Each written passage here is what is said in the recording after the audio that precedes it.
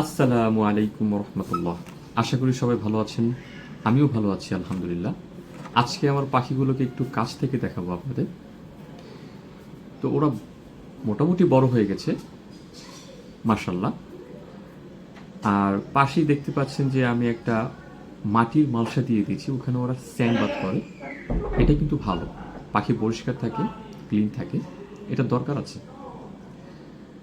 আর 5টা জিনিস as a beginner যে কোনো পাখি পালার ক্ষেত্রে আপনি যদি ফলো করতে পারেন তাহলে বড় কোনো বিপদ থেকে ইজিলি রক্ষা পেয়ে যাবেন। বড় কোনো বিপদ থেকে আপনি বেঁচে থাকতে পারবেন আশা করি। প্রথমত, ওদের খাবারটা ঠিক টাইমে ঠিক সময়ে ঠিক খাবারটা দিবেন।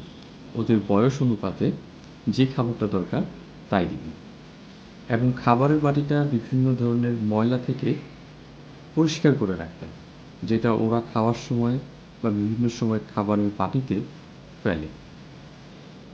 এতে করে পাখির যে খাবারজনিত সমস্যাগুলো এগুলো সমাধান হবে। দ্বিতীয়ত, এই যে পানির যে পটটা দেখতে পাচ্ছেন এগুলো সবসময় পরিষ্কার রাখেন। এখানে ওদের বিষ্ঠা চলে আসে, মল চলে আসে, বিভিন্ন ধরনের ময়লা চলে আসে।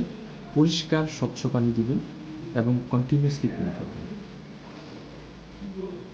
তৃতীয়ত হচ্ছে এই যে লিটার যেগুলো দেখতে পাচ্ছেন যে ওদের নিচে যেগুলো দেওয়া হয়, এইগুলো 1 সপ্তাহ বা 14 দিন পরে চেঞ্জ করবে, অথবা কোনো কারণে স্যাঁতসেঁতে ভিজে হয়ে গেলে, অতিরিক্ত ময়লা হয়ে গেলে আগেই চেঞ্জ করে দেবে।